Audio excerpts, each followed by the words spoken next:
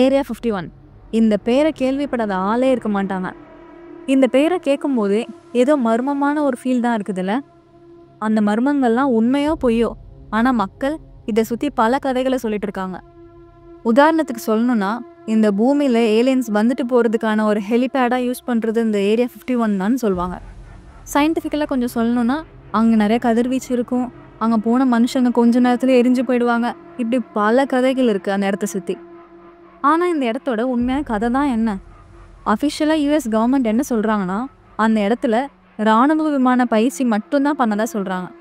ஆனால் அதுக்குள்ளே போகாத மாதிரி இவ்வளோ தடைகள் ஏற்படுத்தும் போது மக்கள் சொல்கிற கதைகள்லாம் ஒரு வேளை உண்மையோ அப்படின்னு கூட தோண வைக்குது. நான் சொல்கிறத கொஞ்சம் கற்பனை செஞ்சு பாருங்கள். நீங்கள் நெவாடா பாலைவனத்து நடுவில் நின்றுட்டுருக்கீங்க. ஒரு பாலைவனம் எப்படி இருக்குமோ அப்படி கற்பனை செஞ்சுக்கோங்க. நல்லா உச்சி வெயிலில் கண்ணு கெட்டின தூரம் வரைக்கும் தண்ணியே இல்லாமல் அடிக்கிற வெயிலில் நிலம்லாம் வெடிச்சு போய் இருக்கிற 1-2 மரமும் காஞ்சு போயிருக்கு. தூரத்தில் பார்த்தா ஒரு மலை. சரி, அந்த மலையை நோக்கியாவது நடப்போன்னு நடக்கிறீங்க. சுற்றி எந்த சத்தமும் இல்லை, உங்களோட காலடி சத்தத்தை தவிர. அப்படியே அந்த மலை கிட்ட போக போக அங்கே ஒரு கட்டிடம் இருக்குது. அந்த கட்டிடத்தை சுற்றி நிறையா கம்பி வேலிகள் அமைச்சு வச்சுருக்காங்க. என்னடா இதுன்னு கொஞ்சம் கிட்டக்க போய் பார்த்தா அந்த கம்பி வேலியில் நிறையா பலகைகள் இருக்குது. அதில் உள்ள அனுமதி இல்லை அப்படின்னு போட்டிருக்கு. இது மட்டும் இல்லாமல் சுற்றி நிறையா கேமராஸும் துப்பாக்கிகள் வச்சுருக்க நிறையா வீரர்களும் நின்றுட்டுருக்காங்க. பாலைவனத்துக்கு நடுவில் இப்படி ஒரு கட்டிடத்தையும் அதை சுற்றி துப்பாக்கி வச்சுருக்க போலீஸையும் பார்த்தா நமக்கு கண்டிப்பாக கொஞ்சம் பயமாக தான் இருக்கும். இப்போ நீங்கள் நின்றுட்டுருக்க இடம் தான் ஏரியா 51. உலகத்தில் நிறையா மர்மங்கள் நிறைஞ்ச மனுஷங்க போகிறதுக்கு தடை செய்யப்பட்ட பகுதி தான் இந்த ஏரியா 51. இன்றைக்கி நம்ம பார்க்க போகிற டாபிக் என்னென்னா, இவ்வளோ தடை செய்யப்பட்ட பகுதியான ஏரியா 51க்குள்ளே நம்ம மனுஷங்க போனால் என்ன ஆகும் அப்படின்றது தான். அந்த கம்பி வேலிலாம் தாண்டி அந்த போலீஸெல்லாம் தாண்டி நம்ம உள்ளே போனால் அப்படி நமக்கு என்ன தான் நடக்கும்? ஒருவேளை கவர்மெண்ட் சொன்ன மாதிரி உண்மையாகவே நம்மளை அரெஸ்ட் பண்ணிடுவாங்களா? அப்படி இல்லைன்னா மக்கள் நம்புகிற மாதிரி நிறைய கதிர்வீச்சுகள் இருக்குமா? ஒருவேளை ஏலியன்ஸ் வந்து நம்மளை தூக்கிட்டு போயிடுவாங்களோ? வாங்க அப்படி உள்ளே போனால் என்ன தான் நடக்கும்ன்றதை பார்க்கலாம். ஹே காய்ஸ், நான் தான் Soumya and welcome to Reliance park. நம்ம எல்லாருக்குமே தெரியும், அப்போத்துலேருந்து இப்போ வரைக்கும் அமெரிக்காவும் ரஷ்யாவும் எவ்வளோ சண்டை போட்டுட்ருக்காங்க அப்படின்னு. 1950 ரஷ்யாவுக்கும் அமெரிக்காவுக்கும் தொழில்நுட்பத்துலேயும் இராணுவத்துலேயும் யார் பெரிய ஆளுன்ற ஒரு போட்டி இருந்துச்சு. அப்போது அமெரிக்கா அவங்களோட புது புது இராணுவ பரிசோதனைகளை பரிசோதிக்க ஒரு தனிமையான ஒரு இடத்த தேடிச்சு.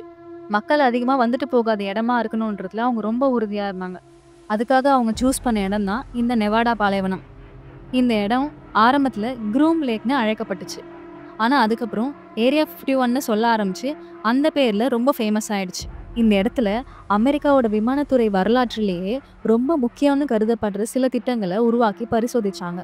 இதில் ரொம்ப முக்கியமாக மற்ற நாட்டுகளோட செயலை கண்காணிக்க ரொம்ப உயரமான தளத்தில் பறக்கக்கூடிய U2 ஸ்பைப்லைன் உருவாக்கப்பட்டுச்சு.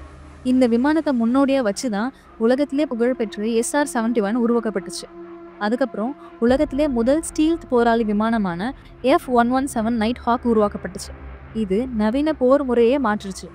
ஆனால் என்னதான் அமெரிக்கா அவங்களோட விமான முன்னேற்றத்துக்காக இந்த இடத்த யூஸ் பண்ணுறதா சொன்னாலும் இந்த இடத்த ஆரம்பத்துலேருந்து இப்போ வரைக்கும் ரகசியமாக தான் வச்சுருக்காங்க. மக்கள் இந்த இடத்த சுற்றி சொல்கிற கதைகளை அமெரிக்க அரசு இது வரைக்கும் ஒத்துக்கவும் இல்லை, மறுக்கவும் இல்லை. அது இன்னும் இந்த இடத்த பற்றின கேள்விகளை அதிகமாக்கிட்டே தான் இருக்குது. 1989 இந்த இடத்துல வேலை பார்த்த பாப் லேசர்னு ஒருத்தவர் இந்த உலகத்தையே அதிர்ச்சிக்குள்ளாக்குற மாதிரி ஒரு விஷயத்த சொல்கிறாரு. அது இந்த இடத்த சுற்றி இருந்த மர்மத்தை இன்னும் அதிகமாகுச்சு. அவர் என்ன சொன்னார்னா, அந்த டைமில் ஒரு ஏலியனோட ஸ்பேஸ் கிராஃப்டை ரிவர்ஸ் இன்ஜினியரிங் டெக்னாலஜி மூலயமா உருவாக்க சொல்லியிருக்காங்க. அதாவது இப்போ நம்ம ஒரு பொருளை அதோட உதிரி பாகங்கள்ல இருந்து தான் முழு பொருளாக உருவாக்கும். ஆனால் அப்படி இல்லாமல் ஒரு முழு பொருளில் இருந்து அதை பிரித்து அது எப்படி உருவாகி இருக்குன்னு கண்டுபிடிச்சி அதை மறுபடியும் உருவாக்குறது தான் ரிவர்ஸ் இன்ஜினியரிங் டெக்னாலஜின்னு சொல்லுவாங்க. அது மாதிரி இந்த உலகத்துக்கு தெரியாத ஒரு ஏலியனோட வாகனத்தை ரிவர்ஸ் இன்ஜினியரிங் டெக்னாலஜி மூலயமா உருவாக்க சொல்லியிருக்காங்க.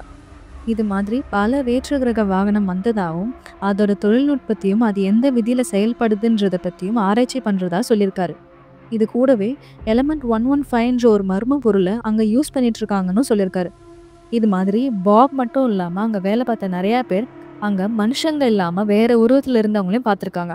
அது ஏலியன்ஸ் தான்னு சொல்கிறாங்க. இதில் 1947 நடந்த ராஸ்வெல் UFO ஆக்சிடெண்ட்டில் கிடைச்ச உதிரி பாகங்களை இங்கே ரகசியமாக கொண்டு வந்ததாகவும் சொல்கிறாங்க.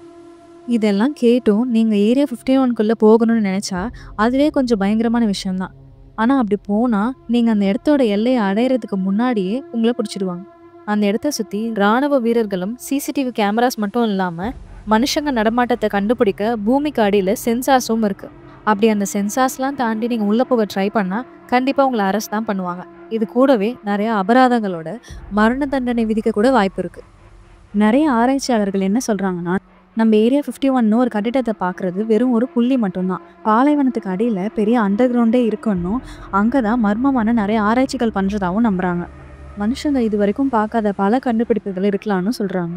இந்த இடத்தையே யூஎஸ் கவர்மெண்ட் ரொம்ப பெரிய ரகசியமாக தான் வச்சுருக்காங்க. நீங்கள் அப்படி ஒரு ரகசியமான இடத்துக்குள்ளே போனதுக்கப்புறம் நீங்களும் அந்த ரகசியத்தில் ஒன்றாயிடுவீங்க. அதாவது உள்ளே போன உங்களால் திரும்ப வெளியே வரவே முடியாது. இந்த வீடியோ உங்களுக்கு பிடிச்சிருந்தா ஒரு லைக் பண்ணிவிட்டு நம்ம சேனலை சப்ஸ்கிரைப் பண்ணிக்கோங்க.